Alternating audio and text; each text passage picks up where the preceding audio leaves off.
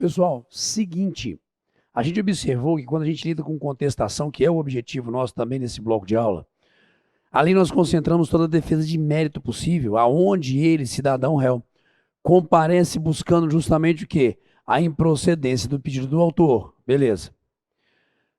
Mas também a gente traz para dentro dela a contestação defesas de natureza processual, aonde ali o autor alega deficiências no procedimento. Bom, o que pode ser cobrado dos senhores diante dessa dicotomia? Lembrando que também inserimos isso no nosso conteúdo, que toda defesa de natureza processual embutida, trazida para dentro da contestação, ganha nominação de preliminar, porque ela antecederá na estrutura da peça de contestação aquilo que o réu pode trazer de defesa de conteúdo meritório.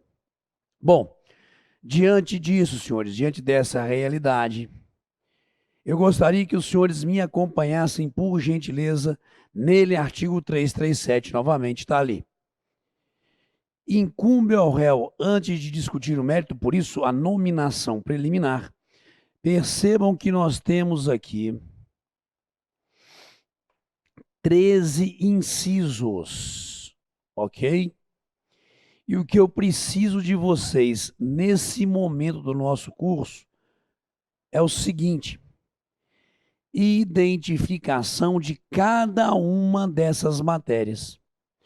Porque é possível que eles tragam a vocês a seguinte questão: em contestação é preliminar, exceto, ok? Inserindo 3 das situações postas no 337 e acrescentando algo que ali não se encontra. Pode ser que eles discutam com vocês essa estrutura do artigo 337. E Val, você acredita que eles vão cobrar o conteúdo do 337? O que seria o conteúdo do 337? Por exemplo, incompetência absoluta ou relativa é algo que pode ser alegado. Bom, depende da figura editalícia. E, por exemplo, competência não tem sido um conteúdo que o Tribunal de Justiça de Minas tem inserido nos seus editais. Então, dentro dessa realidade, o que eu preciso é que vocês tenham a mínima noção do que são os institutos processuais discutidos no 337 e que ali estão inseridos, entre aspas, entendendo, mas também, me permitam aqui dizer, decorando, sabendo quais são ali as preliminares, as matérias processuais que podem ser discutidas em contestação. Então vamos lá, vamos fazer um exercício com vocês aqui. Primeiro, inexistência ou nulidade da citação. Galera, é o seguinte, nós discutiremos muito o ato de citação, o ato de intimação, e quando a gente lida ali com nulidade da citação, sendo ela a citação algo indispensável, em regra, para a validade do processo, porque é através da citação que eu realmente dou ciência ao réu da existência do processo contra ele, encaminho a ele cópia da petição inicial, dependendo da modalidade citatória. Então, a citação, para a validade do processo, a citação do réu é algo que deve ser realizado. E aí o réu agora se vê em dificuldades, até mesmo para eventualmente apresentar a sua defesa de mérito, porque ele não foi citado ou porque o ato citatório foi feito fora da forma prescrita em lei, lhe trazendo prejuízo e, por isso, a discussão de nulidade. Então, dentro da realidade que se avizinha aqui agora, no início da discussão do artigo 337, guardem isso para mim. Posso eu, réu, na contestação, afirmar citação é ato indispensável e eu não fui magistrado, ou ela foi praticada fora da forma prescrita em lei, me trazendo prejuízo, e por isso estou aqui alegando como réu a nulidade da citação. Portanto, não é apenas e tão somente a inexistência, não é apenas e tão somente a nulidade da citação. Posso eu arguir tanto a inexistência quanto a nulidade da citação. Também posso arguir, item 2, incompetência absoluta e relativa. Quando a gente fala de competência, a gente parte da seguinte premissa. Não é competência do juiz para julgar a causa, entendam, por favor. É a competência do órgão julgador, ok? É a competência do juízo. E juízo competente é aquele que a lei afirma, e a lei traz essas regras, que para essa causa, esse juízo aqui é o juízo que tem, pela lei, competência. É o juízo que, pela lei, deve conhecer e julgar essa causa específica. Havendo, em alguns casos, o direcionamento, por exemplo, dessa demanda específica para uma comarca. Acidente de veículo, indenização. O autor pode apresentar no seu domicílio, não no domicílio do réu. Isso é uma previsão da lei de ditar um juízo competente. No caso, uma comarca, um foro. Tanto que lá na comarca, de repente, a gente vai fazer o quê? Distribuição dessa petição inicial, porque vários juízos ali podem ser competentes para conhecer dessa causa. Então, quando a gente fala da incompetência, a incompetência nada mais é que a apresentação dessa demanda que aqui se inicia, a sua petição inicial, a um juízo que, pela lei, não é o juízo que detém competência, não é o juízo que pode realmente, pela lei, conhecer e julgar essa causa. Pegamos, galera? Tranquilo? Isso é incompetência, que se divide em absoluta, e relativa. Relativa, em regra, é comarca. Não falei acidente de veículo, pode o autor propor a demanda no seu domicílio como autor, mas se ele quiser, pode propor lá na comarca do réu, problema absolutamente nenhum. Mas poderia, eventualmente, se o réu, numa outra circunstância, deveria ser demandado no seu domicílio, se eventualmente agora a demanda estará proposta no domicílio do autor. Exemplo, senhores, relação de consumo, tá? Direito do consumidor. Muitas vezes as empresas contra o consumidor demandam fora do domicílio do consumidor. Está errado. Pode o consumidor falar, não, tem que ser na minha comarca, ok? Isso é uma situação de alegação em contestação de incompetência. No caso de comarca, para ficar aqui nos tribunais de justiça, no caso de comarca, incompetência relativa. Mas pode ser competência absoluta, por exemplo. Relação de trabalho, senhores, tá?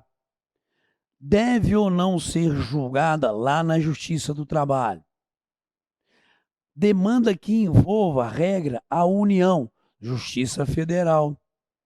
Então, se eventualmente elas são propostas, essas demandas, num juízo civil perante o Tribunal de Justiça, nós vamos falar da incompetência, porque tem que ser na Justiça do Trabalho, na Justiça Federal, mas nesse caso é uma incompetência absoluta por fatores legais. Logo, em contestação se alega, julgou para mim, tanto a incompetência absoluta quanto a incompetência relativa, tá? Atenção nesse inciso, galera, que vai fazer a prova aí. Não é apenas possível que o réu alegue em contestação incompetência absoluta. De novo, não é possível que o réu alegue em contestação tão somente a incompetência absoluta. E por que eu trago a vocês essa ênfase? Porque até pouco tempo atrás, a incompetência relativa não podia ser arguída na contestação. Até pouco tempo atrás, a arguição da incompetência relativa era em outra peça, fora da contestação. Agora não. Seja incompetência absoluta, seja incompetência relativa, como nós vimos, é na contestação que elas devem ser alegadas. Discutiremos um pouquinho mais nos parágrafos desse artigo essa situação de incompetência absoluta ou relativa, mas já guardem essas informações. Voltamos, 337. Incorreção do valor da causa. devem se lembrar que a toda causa deve ser dado um determinado valor. Lembram do artigo 319 do Código de Processo Civil? Agora, item por item, inciso por inciso, para mim, por favor. Lá no artigo 319, petição inicial, estudamos ele. Um dos incisos fala que um dos requisitos da petição inicial é justamente o quê? O valor da causa. Pois é. E aí, dentro dessa perspectiva, como a própria lei fala, a toda causa deve ser dado um valor, e a regra é que o valor da causa deve ter como parâmetro a pretensão buscada pelo cidadão. Pode ocorrer que o cidadão queira ser indenizado por R$100 mil e na petição inicial ele dê ao valor da causa apenas R$1.000. Por que essa diferença? Ival, por que o advogado faria isso na petição inicial? Para pagar custas menores. Porque o pagamento das custas iniciais está vinculado, sim, também, entre outras coisas, ao valor da causa. Então, eu, réu, posso comparecer agora e falar em contestação o seguinte: juiz, tem um erro a petição inicial do autor. O valor que ele deu à causa, não é o correto valor. O valor que ele deu à causa não corresponde àquilo que ele está pretendendo no processo. Se o juiz, por exemplo, acolher essa matéria, ele, magistrado, vai falar: autor, complementa as custas, senão eu vou extinguir o seu processo. Então isso é uma defesa que ele, réu, realmente pode trazer na contestação. E também aqui uma advertência.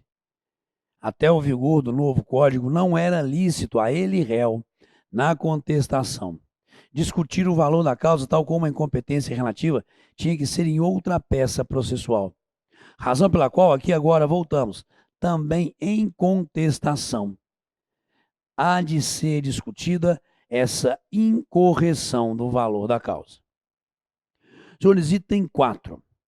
Inépcia da petição inicial. Bom, nós já estudamos ali manifestações primeiras do magistrado. Nós já discutimos aqui no nosso curso que é obrigação do magistrado verificar se a petição inicial carrega ali todos os requisitos que lhe são próprios. Discutimos ou não discutimos isso, senhores? Sim. É, de novo, insisto, obrigação do magistrado examinar os requisitos, pressupostos, condições da ação desde logo ali no início do procedimento. E aí, então, infelizmente, o magistrado ou o servidor, porque por provimento do Tribunal de Justiça de Minas, o servidor também tem muito essa obrigação, deve ser feito essa peneira, né, como a gente está falando, esse exame. Mas pode acontecer falhas. Pode ser que o juiz, pode ser que o servidor não identifique uma das hipóteses, artigo 330, parágrafo 1º, artigo 330, parágrafo 1º, de inépcia da petição inicial. E não fazendo, portanto, essa identificação dessa dita, insisto novamente, inépcia da petição inicial, agora vem o eu, réu, dizendo: magistrados, servidores, prestem atenção, deveriam ter verificado desde logo a deficiência aqui existente. E como vocês não viram, me citaram, eu agora compareço na contestação, alego justamente essa, jogou de volta, inépcia da petição inicial. Então, senhores, nós temos aqui 4 possíveis iniciais manifestações dele, cidadão réu, na contestação, conhecidas aqui como preliminares. Inexistência ou nulidade da citação, não é apenas uma ou outra. Incompetência absoluta e relativa, não é tão somente incompetência absoluta. E em quaisquer dos casos, quando o juiz ali reconhece a incompetência, seja absoluta ou relativa, remete os autos ali ao juízo competente. Incorreção do valor da causa, fizemos referência ao artigo 319, bem como inépcia da petição inicial, matéria que deve ser também aqui alegada em contestação. Se ali, artigo 330, não for no início do processo devidamente visitada, devidamente analisada pelo magistrado. Temos aqui, senhores, outras matérias, ok? Mas eu vou fazer com vocês o seguinte, para que vocês possam introjetar melhor o conteúdo. Árido, difícil, sem dúvida nenhuma. E principalmente terem a capacidade de bem guardar o artigo 337, guardem nesse bloco de aula essas 4 situações primárias, porque no próximo nós continuaremos a explorar outras situações, mas esse, me permitam, didatismo que a gente está aqui a empregar com vocês, de blocos menores, de conteúdo muito direcionado, podem ter certeza, vai te ajudar muito na hora da prova. Próximo bloco chegando aí. Valeu!